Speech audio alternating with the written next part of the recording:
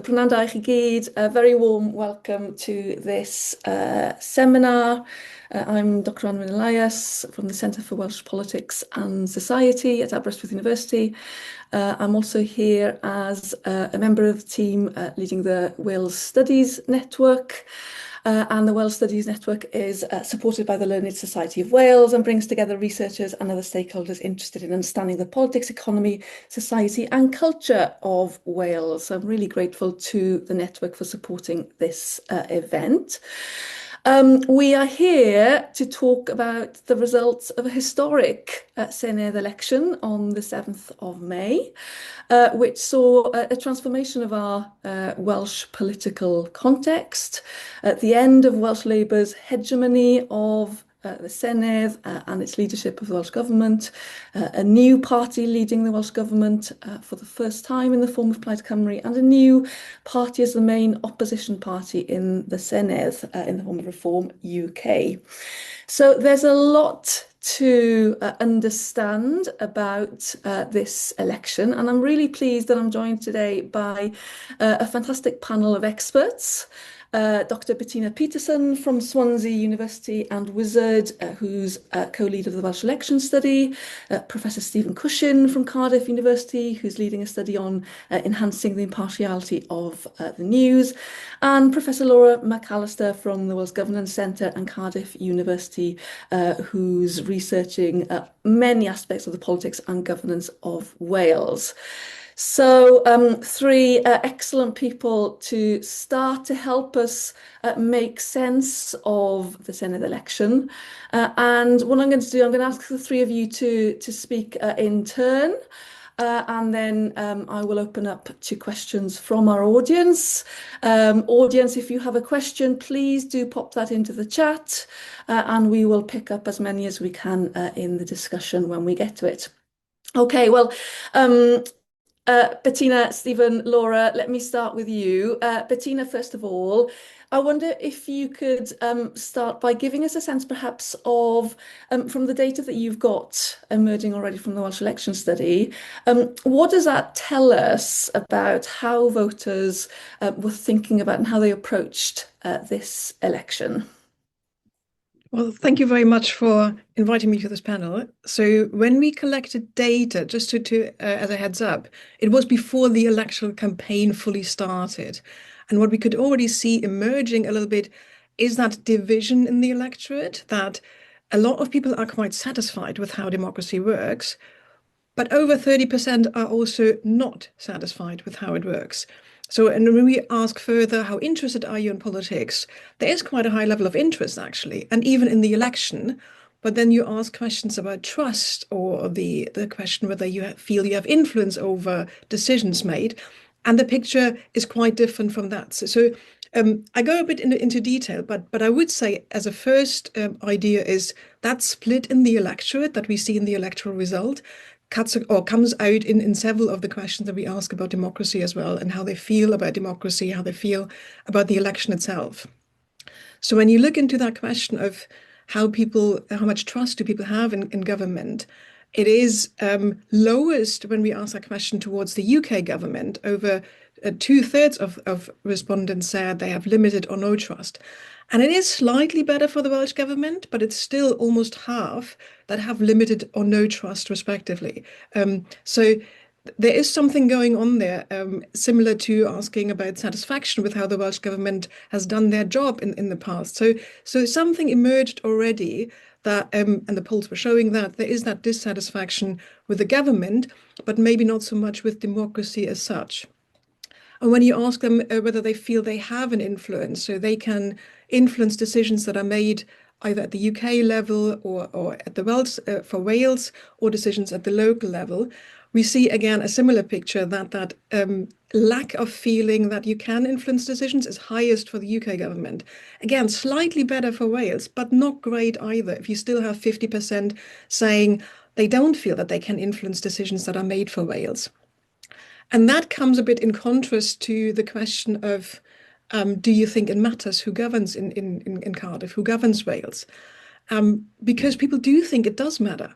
So it is that, it's not that we have a completely disconnected, disenchanted electorate, But there is a sense of it matters who governs. The election matters. So that idea that change is coming. It was a historic election, and I think even though the data is early, that came through that idea that change is going to happen. It will matter. But nevertheless, having a say or having the feeling you can influence then later on decisions that are made for Wales, that is quite low. And so we also ask them a little bit about knowledge and interest. And again, interest is high. Knowledge about how Wales is governed was not so high at all. And so self-declared knowledge, we have to say, but we also test a few questions about, do you know which policy area is devolved or sits with the UK government? And the numbers there were quite remarkable in terms of when you consider that it's been over 20 years that devolution started. And there's a lot of talk about the Welsh Government in relation with the NHS, but still half of the respondents allocated the healthcare and NHS to the wrong government. And so there is something missing in the knowledge here about how democracy, decision-making works in Wales, the idea that you can influence decisions, but people aren't not, completely switched off. There is an interest in politics. There is an interest still in kind of going to vote. It matters going to vote. And one question I would probably highlight is this idea of how do you feel about the election? So we ask that emotions question. First emotion you feel when thinking about, back then it was the upcoming Senedd election.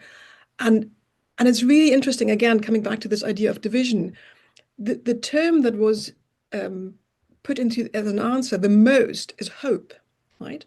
So highest number of a single word was hope. But overall sentiments were quite negative. So there is a larger number of people that said, I'm frustrated, I'm anxious, I'm fearful. So that word fear came out quite a lot. Or kind of is a waste of time. So disillusionment came out as well. And again, you see that split. Everybody expected change, but there's a really uncertainty and worry about what kind of change will we see happening. And so not just who wins the election, but also what that means after the election and how Wales is governed afterwards. Great, thank you, Bettina. And was there anything in that data that suggested attitudes towards perhaps some of the specific political parties or kind of preferences for voting? And again, kind of bearing in mind the caveat that you mentioned that this was data collected before the start of the campaign itself. Mm-hmm. So when we ask about feelings towards parties and feelings towards party leaders, the divisions were really high in terms of there's a strong negative feeling in the electorate towards Reform UK, strong negative perception about the Nigel Farage as leader of UK Reform Party, not so much for the Welsh Reform UK. That was that person, Dan Thomas, was quite unknown at the time, so probably maybe a little bit the in a good position of neither steering up negative nor positive feelings because he was so unknown, but feelings towards Nigel Farage as the leader of Reform UK-wide was quite negative as well. And we could see those who when you ask a question about how do you feel towards Plaid Cymru or the Green Party, the positive feelings were actually dominant here. So a majority of respondents said, or declared positive feelings when we gave them a list. So this kind of hope, change, something positive coming out. And the Liberal Democrats end up a little bit in that neutral zone. There's kind of, they don't stir up emotions so much in either direction, which again can be good or bad, but you kind of need to excite people, I guess, a little bit if you want them to vote for you. So tell us a little bit then, if you can, perhaps, about the historic nature of this election. I mentioned the big changes now in the way that Senedd looks and will be led. Tell us a little bit more about kind of those changes in context, if you can.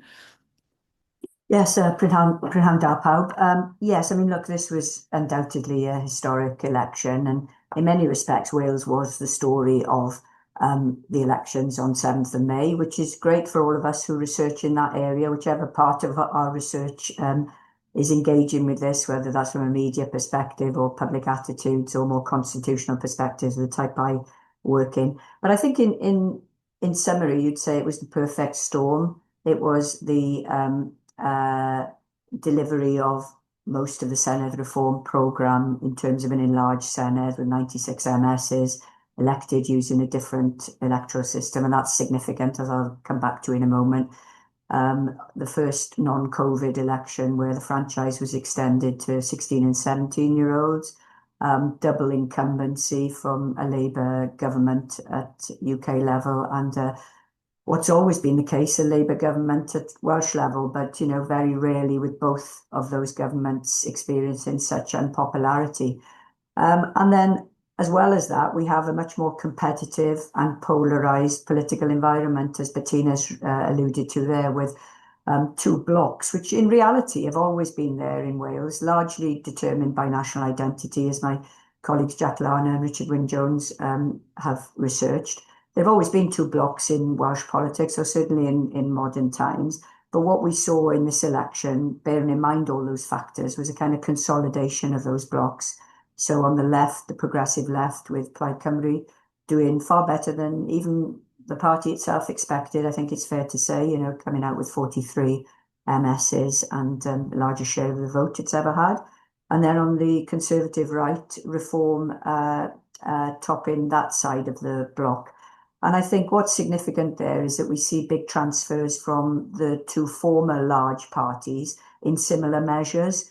So it's almost identical numbers of voters who transferred from the Conservatives to Reform from 2021 election as from Labour to Plaid Cymru in that period. And hence, of course, the squeeze in of the two traditionally big parties down to almost identical shares of the vote, 11%. So it's quite incredible, isn't it, to think that Labour and the Conservatives only garnered 22% of the vote in the elections 10 days ago. And, you know, the previous lowest figure was more around the 50% mark. So that is a spectacular collapse. And that was reflected, of course, in the single-digit seats that both Labour and the Conservatives gained in the election. Now, I don't want to sort of steal Stephen's thunder, because I know he'll talk about the whole kind of two-horse race scenario, but I think we might have slightly different takes on that in terms of media coverage versus kind of electoral realities. I think, in fairness, it was pretty clear the closer we got to the election, exemplified by the Caerphilly by-election last October, that voters were looking in quite binary terms at the parties. They were looking at a party that they either liked and therefore they wanted to see in government, or they detested. And the levels of push-pull were much stronger for Reform than they were for Plaid Cymru, which explains the result in many regards, because the closer it got to the election, the more apparent it was that whilst it wasn't a two-horse race in terms of representation, it was a two-horse race in terms of which party could be the largest in those blocks. And that's quite a subtle difference, because the largest party in the bloc obviously has the best chance of forming a government. And if you are against one of those parties, you're very clearly going to vote to ensure that that party doesn't come close to being in government. So I think that explains a lot of the understanding of it being a two-horse race, even though, of course, you could legitimately argue from another angle that, you know, all the other parties were competitive in terms of seats. The only other thing I'd say for now, I think, Anwen, is just to refer to the electoral system, you know, the dreaded closed list PR, which, as you know, I've said several times, is nowhere near, in my opinion, an appropriate proportional system for use in Wales. And nobody likes to claim ownership of that these days, of course, but, you know, that we were left using that system. And, of course, by the very fact that it used the D'Hondt calculation, it meant it was always going to favour the two larger parties in terms of overall shares of the vote. And in this case, as I said a moment ago, it wasn't to be the Conservatives and Labour, it was to be Plaid Cymru and Reform. And the reason for that is that D'Hondt, on the one hand, rewards the largest parties, but it also rewards concentration, not volume, as Jack Larner and I've said in a recent blog. So effectively, it allowed a position where the majority of seats were always going to be taken up by Reform and Plaid Cymru, and the other parties were scrambling around for those 5th and 6th seats, which we also know, and I recommend a blog by another colleague, James Griffiths, who's written a really good blog about the proportionality of the system we used, and also where there were very narrow margins between the parties in terms of who won those 6 seats. And of course, that's the difference between a really good night for one of the parties an average night or a dreadful night, and we know which way that went for the different parties. And then finally, I'd just say something about proportionality. I think we predicted quite a long time before the election that there was a danger this wouldn't prove to be a proportional election measured by the Gallagher Index and, how we look at proportionality. And I think that proved to be the case. Obviously it was more proportional in the first past the post election at Westminster, but really it didn't deliver greater proportionality because of all the reasons we've just given about how de Hont worked with the two block systems.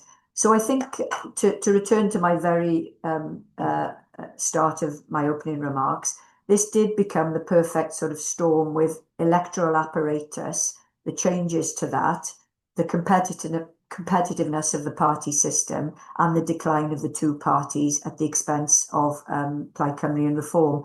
And when you had all those factors together, it turned out to be a not very proportional election, but obviously a historic one because it put Plaid Cymru into government for the first time in its 100-year history. Great, thanks, Laura. Just to pick up perhaps on the electoral system changes. So some of the data from the Welsh election study showed that actually public awareness of the electoral system changed to the more proportional system, that those changes were very little known about and understood. Does that matter? Did it matter, do you think, in the way that people experienced the new electoral system? Well, I think there's two ways of looking at that. I think it should matter because intelligibility is one of the measurements of a good electoral system. And if you go back to the expert panel that I chaired back in 2017, that was one of the criteria that we used to measure the viability and attractiveness of the different electoral systems. And you will be surprised to know that closed list didn't make the short list even for those. But I do think voter awareness of the system is important in a democracy because people need to feel ownership of the right to vote and the ability to vote. The counter argument to that, of course, is that closed list PR is a very easy system to understand. The calculations for how the votes go into seats is not. But the actual voting system couldn't be easier. And, I'm sure we all had anecdotal evidence of people saying, well, that was easier than the last time where we had 2 ballot papers and so on and so forth. Because all we had to do was go in and put a cross by the party that we favoured in the election. So nice and simple. But of course, it's got other flaws beyond that. But I do think the calculations will have puzzled people. I was conscious of that when we were working on the media coverage. We were trying to explain the system of de Hont and how it rewards larger parties because votes become easier to gain the more votes you've got at the outset. But that's quite a difficult argument to explain in a intelligible way. And most electors, quite rightly, just want to know what the results are. So there is an issue there, but that's the problem with de Hont, not with the closed list system. So we should distinguish between that. Great, thanks, Laura. Welcome back, Stephen. Let's try that. Can you hear me okay now? I think that is better. Excellent. Brilliant. So Laura's just put the election results in a bit of historical context for us to appreciate the significance of it. We've talked a little bit about some of the electoral system reforms, the increase in the size of the Senedd and so on. From your perspective and the work that you've been doing on media reporting of the election campaign, what is it that you are finding and what does that tell us in terms of voters and their understanding and engagement of this election? Sure, I've got a lot to cover, but I can't resist not engaging with Laura's point because she brought it up already, which is to say that I think you're right in terms of how voters might have been kind of rationalising, their voting decision. But I think from the point of view of broadcasters and impartiality, there is a difference there in a normative sense, in that they shouldn't really be thinking through what voters might emotionally be feeling. They perhaps should be setting up the debates so you can kind of let rational discussion, rational thought take, let it play out, and then voters can make the decisions that they want. Because one of the things I think you're referring to the research we put out last week around the kind of framing of a 2-horse race. That was partly to do with the fact that right in the final week, it was very horse race driven. There were, one piece of data I can share is that in the last week alone on TV news, almost half of all references contained a reference to, an opinion poll.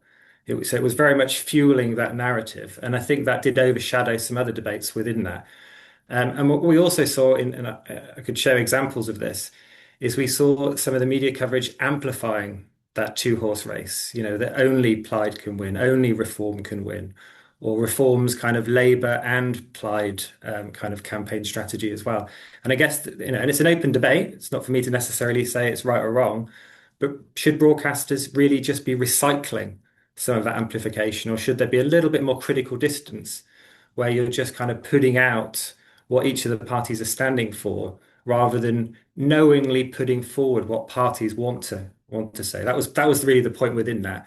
And one of the things I was going to say, and I don't know to say this now, is that whether it played into the narrative that obviously some Labour politicians felt immediately afterwards that the media to blame. Of course they weren't.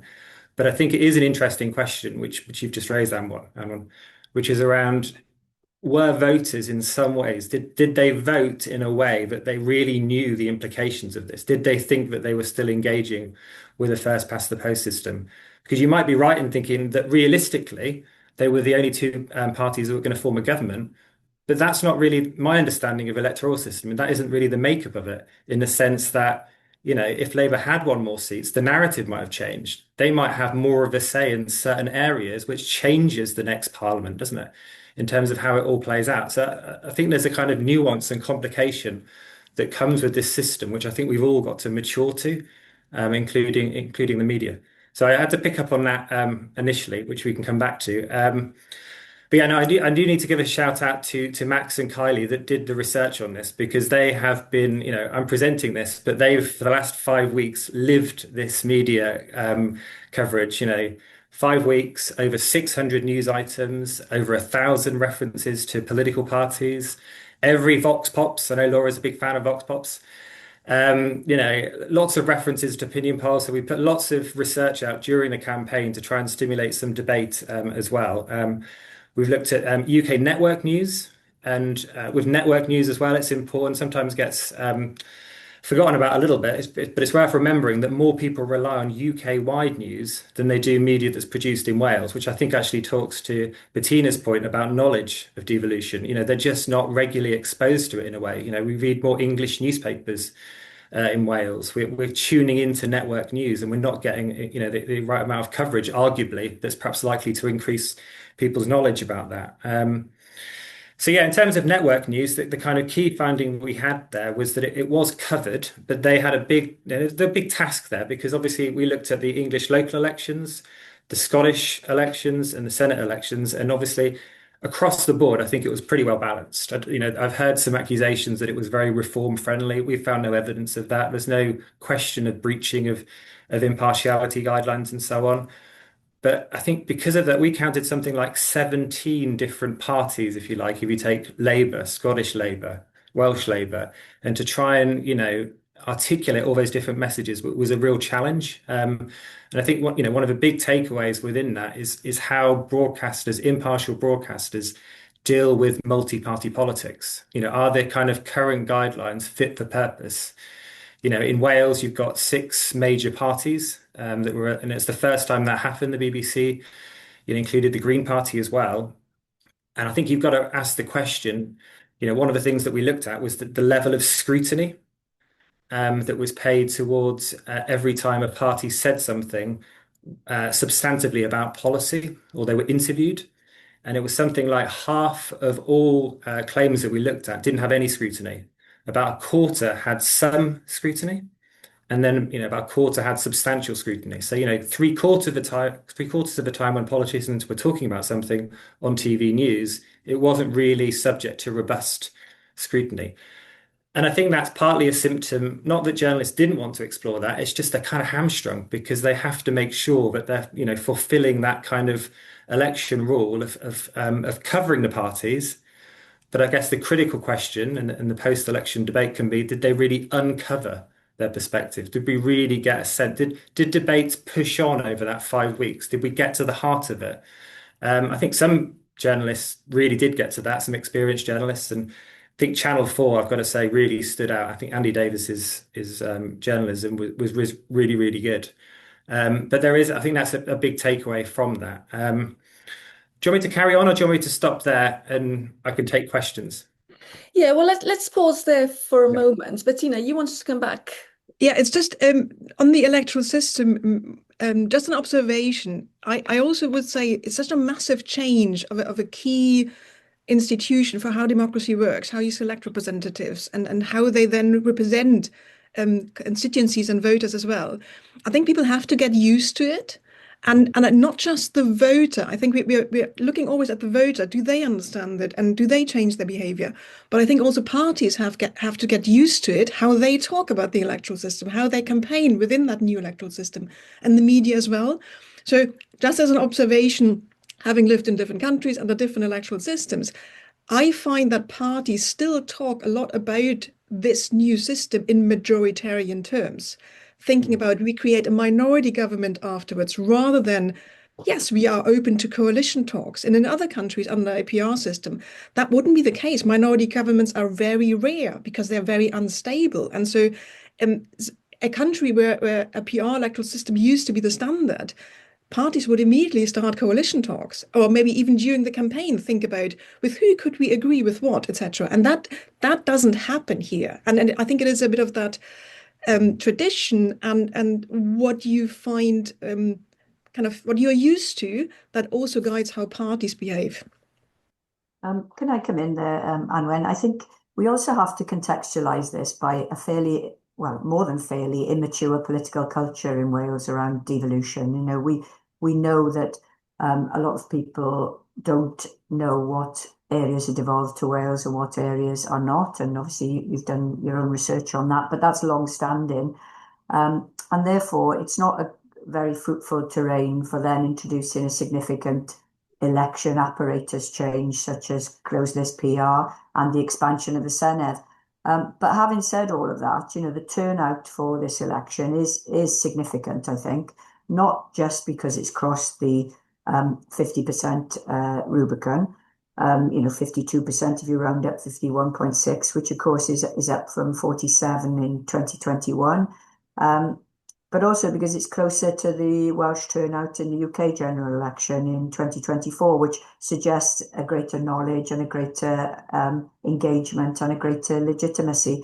But we shouldn't kid ourselves that, you know, there is a great deep engagement around these areas amongst the Welsh public. So we shouldn't be surprised, therefore, that, you know, the areas you talk about, Bettina, and I've written a lot about, you know, how other countries prepare for government weeks and months before the election, knowing that they're not going to get a majority. I don't think we can expect to see that kind of culture change overnight. You know, this is a slow burn, and in some respects as well. And then I'll shut up. For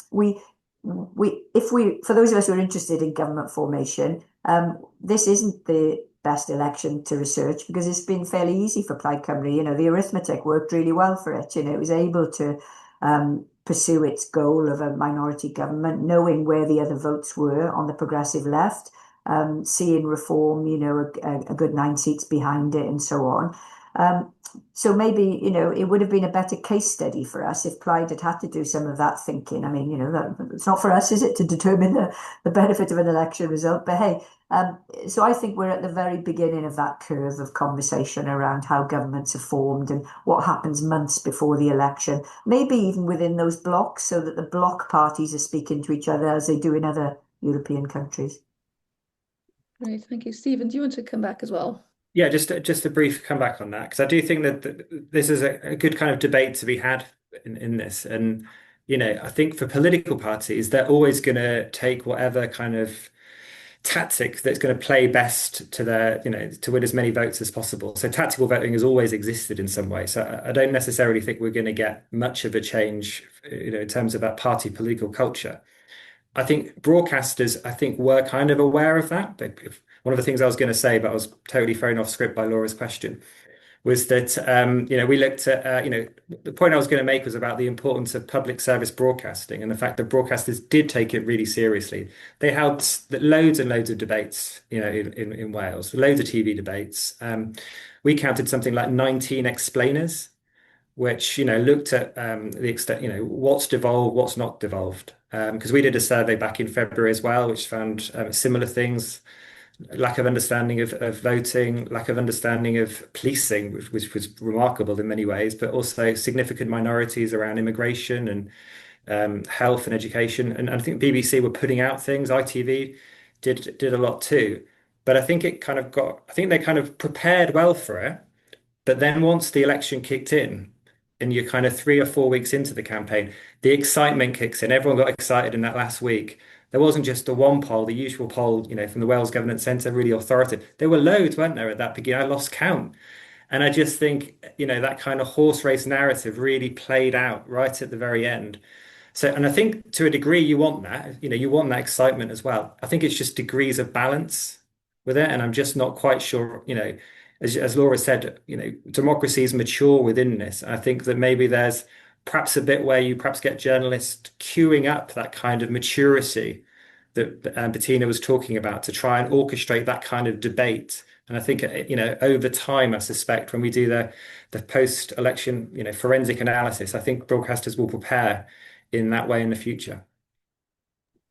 Interesting. I am struck by your comment, Laura, that after 27 years of devolution, we still have an immature political culture in Wales. I don't disagree, but I think, again, it's a sad thing that we are saying that after almost 3 decades of devolution. Yeah, but it is, Anna. But I this is pure speculation, but I think a change of government accelerates that process of maturing as well. Because by the very nature of having had one party in government for so long, obviously in the Senedd and the Assembly as was, but more widely in Welsh politics, isn't conducive to refreshing a democratic environment either. And I'm not suggesting that things will change overnight, with a new government. Of course they won't. But the very fact of change, creates a new vibe, if you like, and people will look and listen with a bit more engagement, because up until now, as we've said millions of times, it's been a question of will Labour get close to a majority? That's been the only question we've ever had to ask about Senedd elections. Yet this time, there was a real conversation about which party could be the largest, what kind of deals could be done to form a stable government, and where would votes, go, with new parties on the block like the Greens as well. So, that is a breakthrough moment, I think. Right, I can see there are a lot of questions in the chat. So my colleague Rhys is keeping an eye on them. Rhys, do you want to give us a question perhaps for the panel? And audience, if you do want to ask a question in Welsh, please do so. Croeso I chi ofyn cwestiwn yn Gymraeg os hoffech chi wneud. Rhys, give us a question for the panel. We've had, it was quite quiet for a while, but it has picked up, so I'm very glad about that. But I think maybe a couple of questions about the electoral system in particular. This has been mentioned quite a few times already, and whether there needs to be further reform of that electoral system, and how likely is that to happen over the next Senedd term. So that maybe would be one to throw into the mix.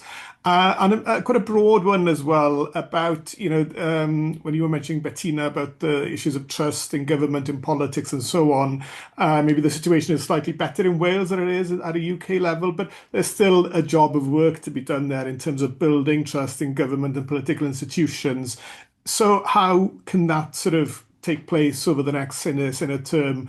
And specifically, how can citizens be engaged and be involved in that process?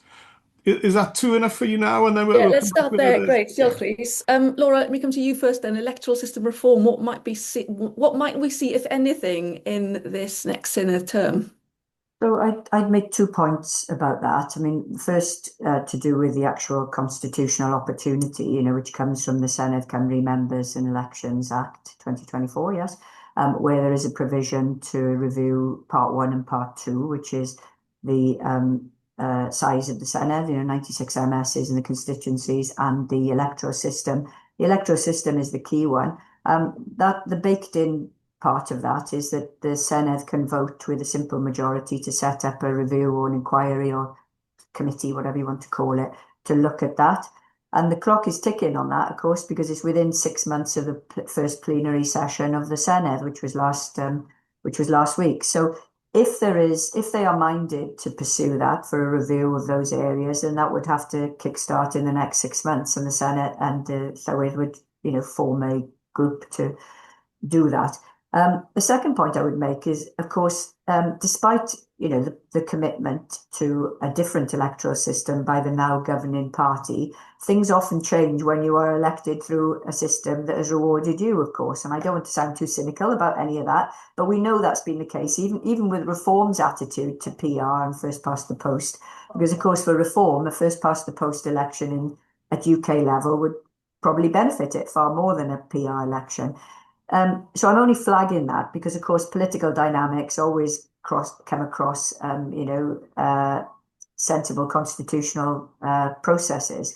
So who knows? I mean, if there is a reopening of the conversation around electoral systems, despite my favouring of STV, I mean, our expert panel favoured that as our option.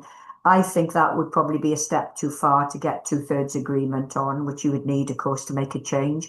And again, this is hypothetical, but I wonder if there may instead be an amendment to the closed list PR to create open or flexible list PR where voters can actually, elevate a candidate of their choice over a threshold in order to get that person elected from the party lists, which is an improvement on closed list PR and was a system that we rehearsed in the expert panel. I don't think it's it's not as proportional, it's not as fair because of transferability in STV. But if we were looking for an amendment or a reformulation of the electoral system, I suspect it might go in that direction rather than a significant change. Great, thank you. Bettina, do you want to have anything to say? Okay, so on the trust in government, how can we increase trust in government? I would say a lot has to do with delivering. And so when we ask the question, what are the most important issues and satisfaction with public service delivery, we can see that there is a lot of dissatisfaction with healthcare, with policing in certain areas. In other areas, it's in Wales, it's public transport. Most important issues is cost of living, obviously, again, secure jobs, housing, education. There's so many things that people care about that they want better solutions and they want to see an improvement. And so I think the biggest challenge for any government, next government, is to address those issues and to deliver improvement. So once people feel that a new government, where the expectations are sky high, delivers improvement in those different areas of public services, you might have a chance to kind of rebuild that trust or increase the trust. How citizens can get involved? Well, that's a huge question. I try to link it to what we see now with the election a little bit more. Of course, there are ways to approach your representatives or to get involved in consultations, but I can see, or we run a few focus groups now post-election as well, asking people retrospectively, how would they now engage with democracy? So that's our colleagues from the Qualitative Election Study Britain that are running those in Wales at the moment. And you can already see how the divisions that we saw in the voting behaviour spills over into ideas about how to engage with representatives now. So there are people who say, I just write to every 6 of my representatives and see who responds. But there are also people who feel a bit at ease with approaching somebody who's in that kind of same block, even if it's not the party you voted for, and a lot of hesitancy to cut across the block. So if you are voting, for example, for Plaid Cymru or the Green Party, or you have been voting for them, approaching a reform MS is a higher barrier for some. And so that could impact a little bit the citizens' engagement now. The divisions that we've seen when you have a constituency where there's maybe 3 Plaid Cymru and 3 reform members of the Senedd, who do you go to? Who do you feel is actually representing you? And I think it cuts across either side, so it's not a one-sided thing here. So that is probably a second challenge where representatives of different parties have to make sure that, or it depends a bit what message they are sending out. Do they send the message that we're going to represent our voters only, our supporters, or do we represent the entire constituency? That's a different challenge than what we've seen before in the additional member system. Great, thanks. And Stephen, presumably the media also has something to say about rebuilding trust in democracy. How would you respond to that challenge? Yeah, well, I'll come on to that in a second, but one thing that perhaps was missing in terms of electoral reform, which is on a UK level, is obviously the entrance of Andy Burnham. And I think over the weekend, and you could probably both correct me if I'm wrong, he's come out in favour of the supplementary vote. And I think he didn't want to, he wasn't proposing that it happens before the general election, but I think he's going to start to, pursue that potential angle in the future. So that could actually be the kind of prism through which we're talking about this over the coming years, which will probably dominate more than what's happening within Wales. So that confusion again that we've talked about throughout actually might start to play into that a little bit. The thing that I think from the media's perspective in trying to keep up with the pace of change of what's happened, this collapse of the two parties across the UK, and obviously what's changed here in Wales in a way that's been described, I think is how do we hold parties to account in a way that's very different to what it was just a few years ago. The project that I'm leading here within the School of Journalism, Media and Culture is around impartiality and how that can, how does that respond to the challenges in a way. I think there's a firm editorial commitment to that, and there's still public opinion is firmly in favour of it. But I think it does need updating in some ways, in quite a nuanced way. It's not to kind of break it away in that kind of Fox News or GB News style, but clearly it's got to allow broadcasters that opportunity to hold parties to account in more depth and detail. I'll just give one example, and again, this isn't really research we're doing, but it kind of leads some debates, which is about the debates in themselves. The decision was made, I suspect, from a legal perspective, to have all 6 parties represented in all the debates, and LBC did the same thing. But you just wonder, after a while, should there have been a bit of variation within that? Could it have been just a playoff, perhaps, between the two leaders of Reform and Plaid? Perhaps there's a little bit more flexibility that would have allowed.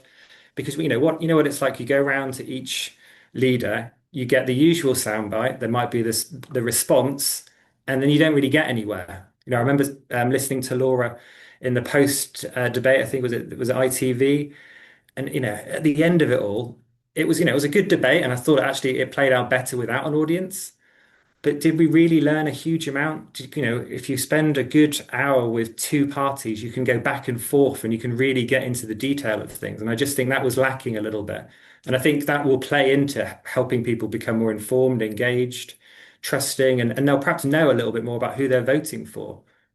Can I just say something then there? I agree with all of that. I think, again, these are teething problems, though. We've never really had a 6-party competitive system in Wales before. We've had, 5, I guess, and if you included abolish the Welsh Assembly, as they were called then, maybe. But, with the old system, you were pretty sure they wouldn't be represented, so it was easier to manage. But Stephen's absolutely right. Those 6-party debates didn't work in terms of forensic scrutiny. They were very superficial. And, I felt for the broadcasters to a certain degree because it was impossible to do much else.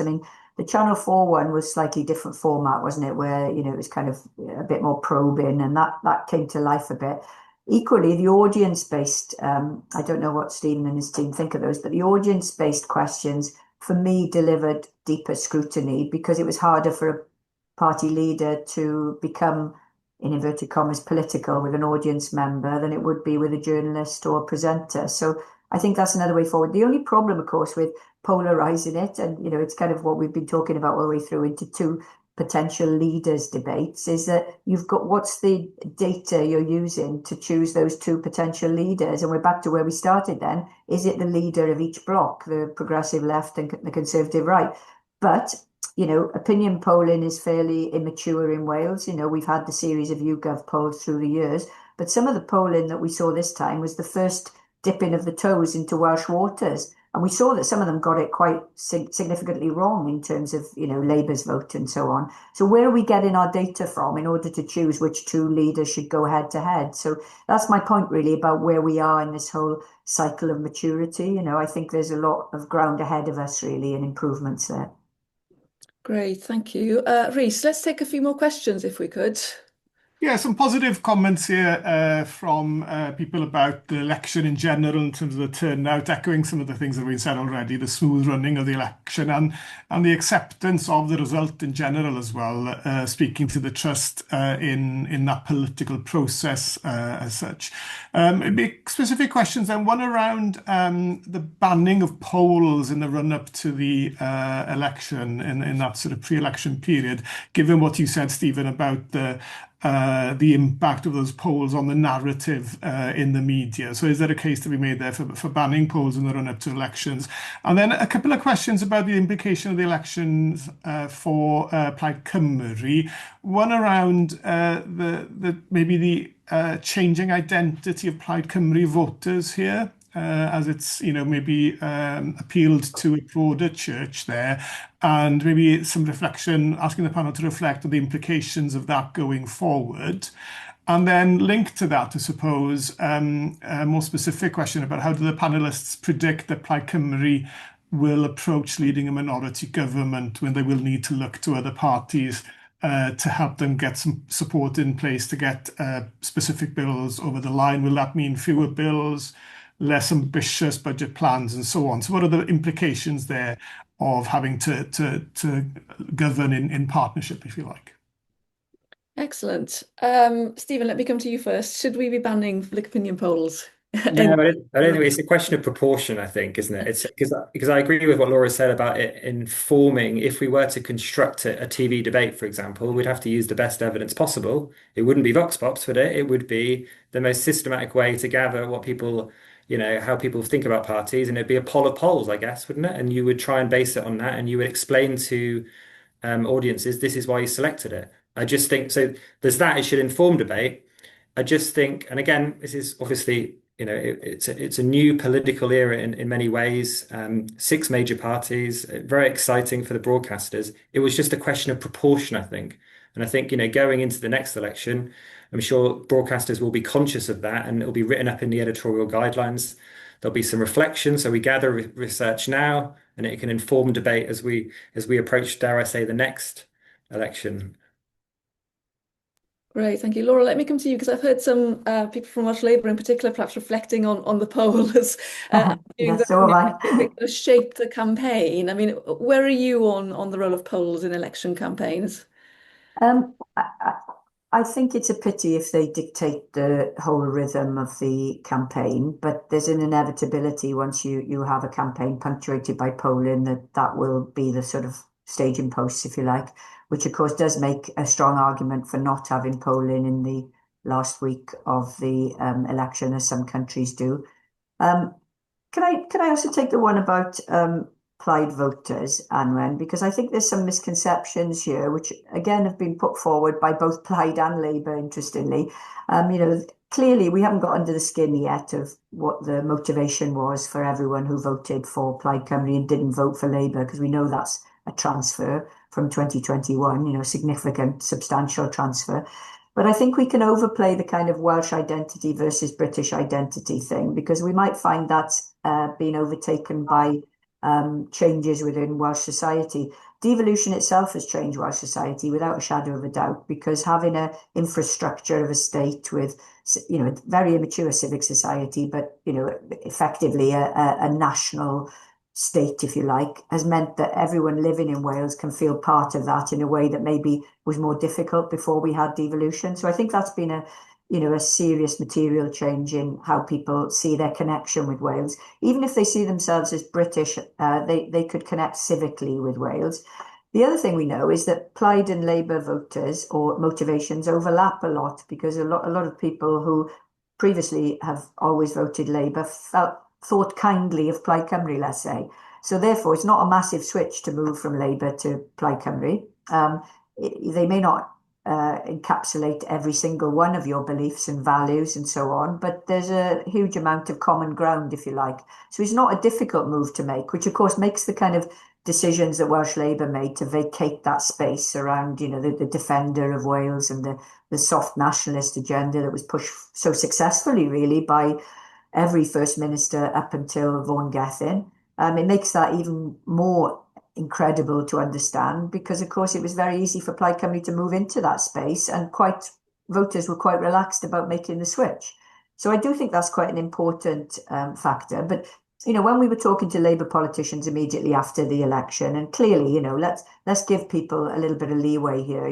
That was a heck of a shock to anybody in the Labour Party to be so annihilated as they were. But the argument that this was a very temporary lend-in of votes to Plaid Cymru needs further analysis. There will be some of that, undoubtedly, which will come out in the wash with our research.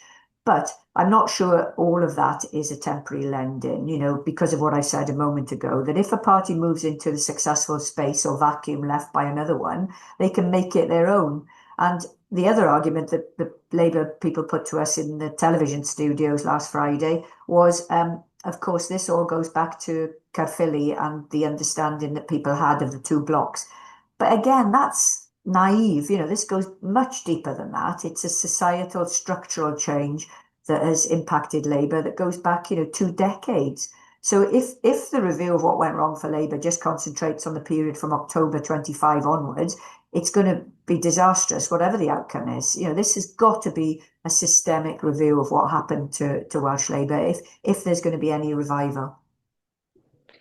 And Bettina, anything to add there, either to the kind of the voter base of Plaid Cymru or anything about how they might approach governing as a minority? I have a few ideas. So the natural connection in terms of policy issues between Labour and Plaid is there.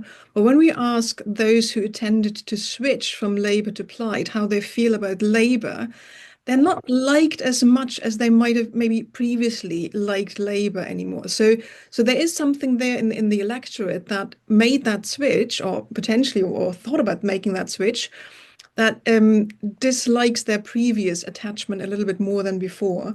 So I don't yet know how the electorate responds to Plaid then making lots of deals with Labour in order to govern.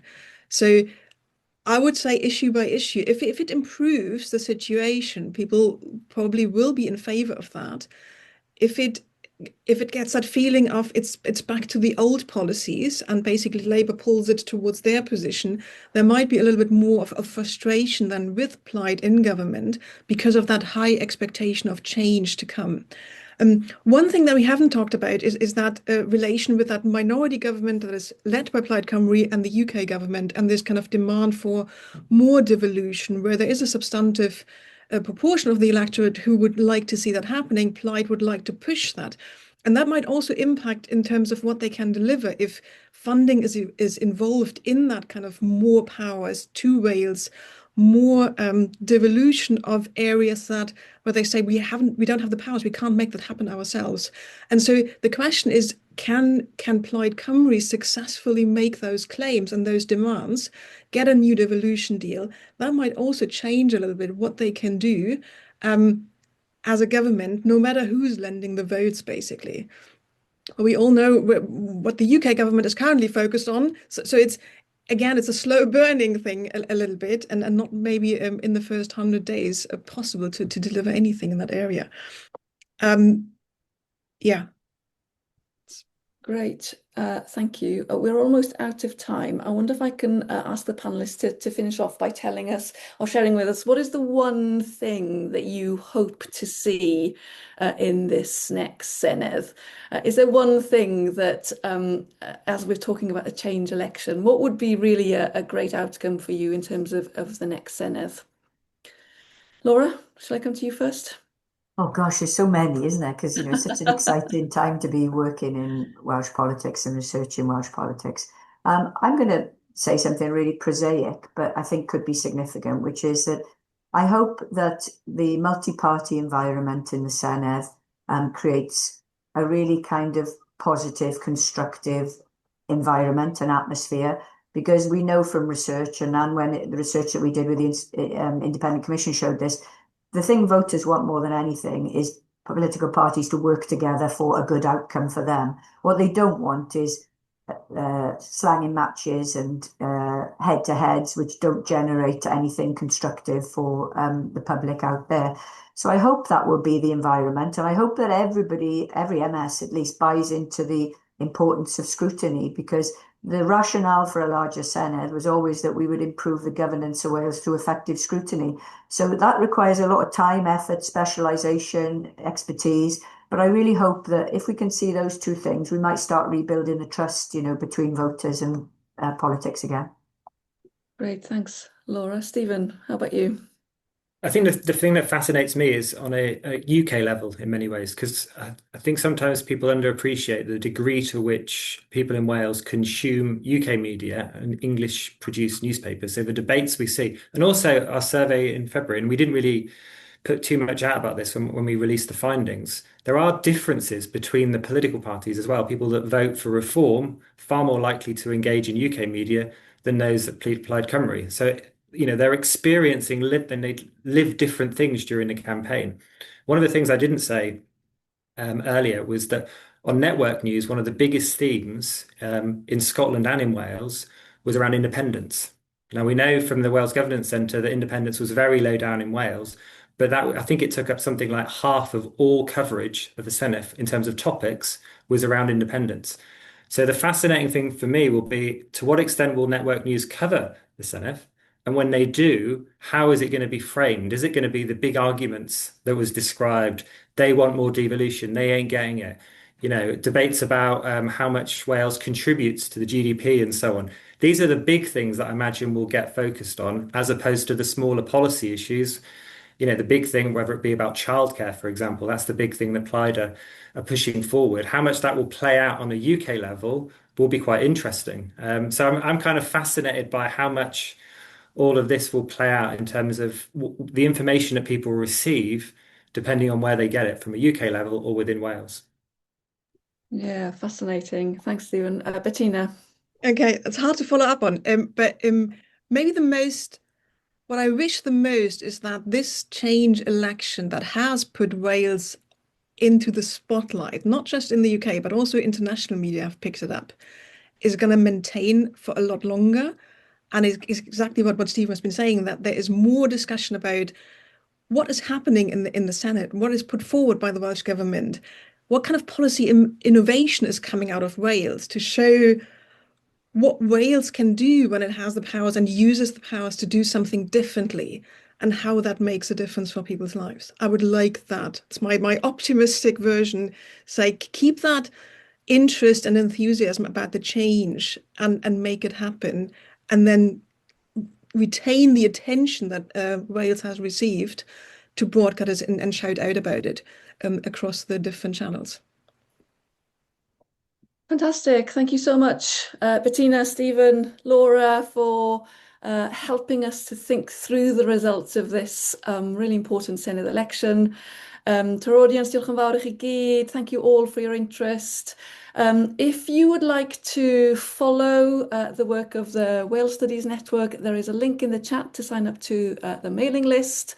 There will be more activities, events that we will be organising over the coming months. It would be great to have your company for those.